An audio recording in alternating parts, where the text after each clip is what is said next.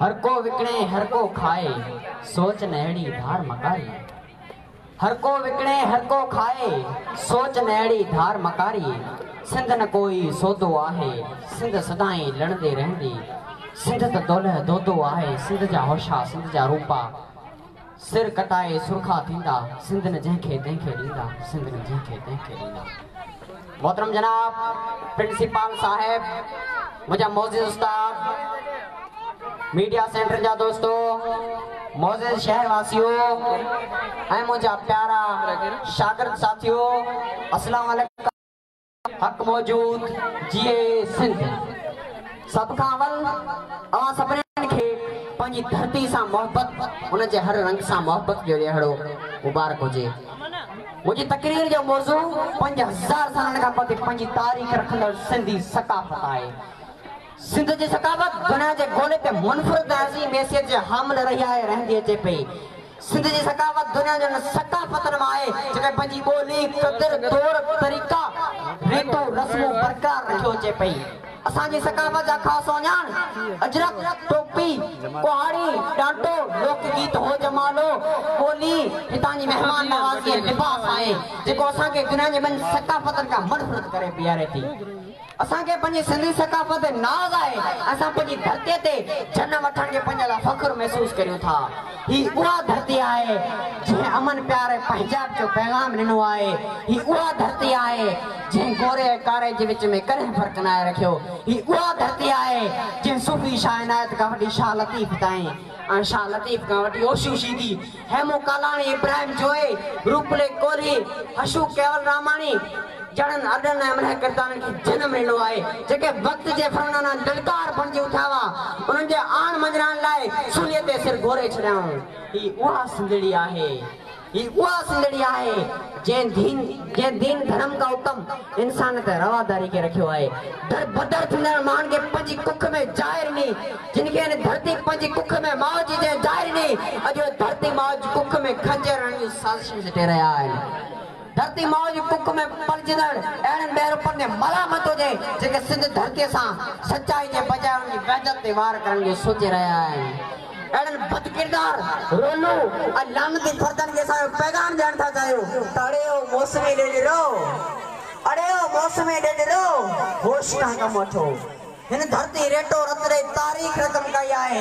हिन धरती कई कुंदर को आया आहिनि। हिन धरती नहीं का लड़गोननि खे सठो ऐं नहीं कंहिं वक़्त जे वेरीअ खे सठो। ही धरती अॼु बि वक़्त जे फुरननि सां झेड़ो चुटण ॼाणे थी। हिन धरती दोदे जहिड़ा कई दोदा ॼणिया आहिनि जेके रत खां वधीक हिफ़ाज़त पंहिंजे नंगनि ऐं दगनि जी करणु ॼाणनि था। हाणे घणो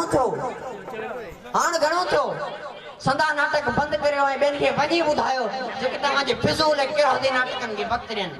अवां असांजी ॿोलीअ खे पंहिंजे लाइ ॿोली सम्झो। जेकॾहिं असांजी मंज़िल जे अॻियां उफ अची वञे तब बुखारी जहिड़ा कई अॾोले अॾा किरदार उनखे फाड़े अॻिते वधण जा हौसला रखनि था। बुखारी फरमायो आहे त जे झंग कंदो तंग तब साड़े अचबो जे झंग कंदो तंग तब साड़े अचबो आयो जॻहिं बयाबान तब लताड़े अचबो ए मंज़िल मक़सूद तोसां वाइदो आहे आयो जॻहिं उभ तब फाड़े अचबो आयो जॻहिं उभ तब फाड़े अचबो। सिंध जा जवान हमालिया जहिड़ा हौसला रखनि था। तुंहिंजे नापाक सोचनि जी पुॼाणे असांजी धरती जी सकाफ़त कुहाड़ी आहे डांटो आहे कोडर आहे। तूं पनाहगीर थी करे रोज़ रोलू कुतनि वांगुरु भौंकी थो ओ कायर मुंहिंजे साह जी आख़िरी रग बि वतन जे इंच जी हिफ़ाज़त करणु ॼाणे थी। काते जा कंद पोइ बनारा नीअं जा काते छा कंद पोइ बनारा नीअं जा सिंधड़ी जो सौगंध मरंदासीं त मुरकंदे मरंदासीं त मुरकंदे। वतन देश धणनि खे प्यारा हूंदा आहिनि तॾहिं त सूर्या बादशाह अंग्रेज़नि सां जंग जोटींदे वॾे वाक़े चयो हो त वतन या कफन आज़ादी या मौत। असांखे पंहिंजो वतन ईअं ई आहे जंहिंजे हर रंग में सिंधू सभ्यता जी सुगंध वास ॾेई रही आहे ऐं असां उन तां हर वक़्तु क़ुर्बान थियण जे लाइ आता रहूं था। प्यारा दोस्तो सिंध ते ऐं सिंध जी सकाफ़त ते ॻाल्हाइण लाइ खोड़ सारा जुमिला दिलि जा पांत पकड़नि था पर वक़्त जी घड़ी खे नज़र में रखंदे मां पंहिंजी तकरीर जी पुॼाणी सिंध जे सुरीले शाइर साईं सरदार अली शाह जे नज़म सां कंदुसि।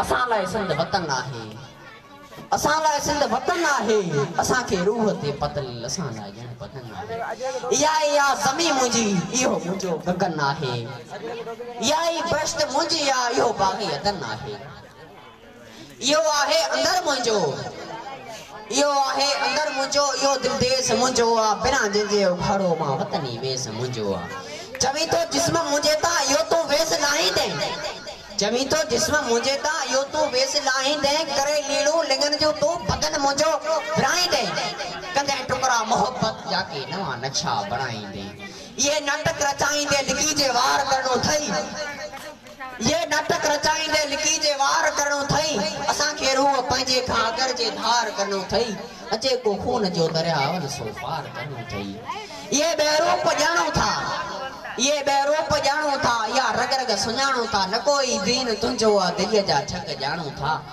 सदा तू नान जो नौकर मिठे जो मान छा जानी सदा तू नाम जो नौकर मिठे जो मान छा जानी अंदर जा द्वार खोले तू करण मेहमान छा जानी ॾियनि जे जीअ में जायूं उहे एहसान छा जानी न को आहे वतन तुंहिंजो न का आहे मिठी तुंहिंजी सफ़ा तारे घरनि जी आया दिलि जी घिटी तुंहिंजी लिखी तो वे लंडन में लिखी तो वे लंडन में निभाए नाग सा रिश्ता बनन तुझे सजन खांचे कया पे नाग सा रिश्ता मुहाजिर सोच तुझी आ सदाई जा रुली आहे या हिजरत नसीबन में नजर खाने लिखी आहे सदा तो लज लालच ते विकी आहे गुलामी के गिचे में तो सदाई हार जे पतो कदे तो मेर गालिब के किथे ओ प्यार जे पतो सजन जो संग छा है लतीफी नात छा जानी संदन पुरनो रासन में रही का रात छा जानी सिकन ते ओ सुमण वारा दुखन जी रात छा जानी गंगा जमुना जे पानी सा निभायो कोन तो नातो सिधो जे जल ते जिंदे सिंधो सा वेर तो नातो सिधू जा पी हुआ मुझो सिधू जा माओ वांगरा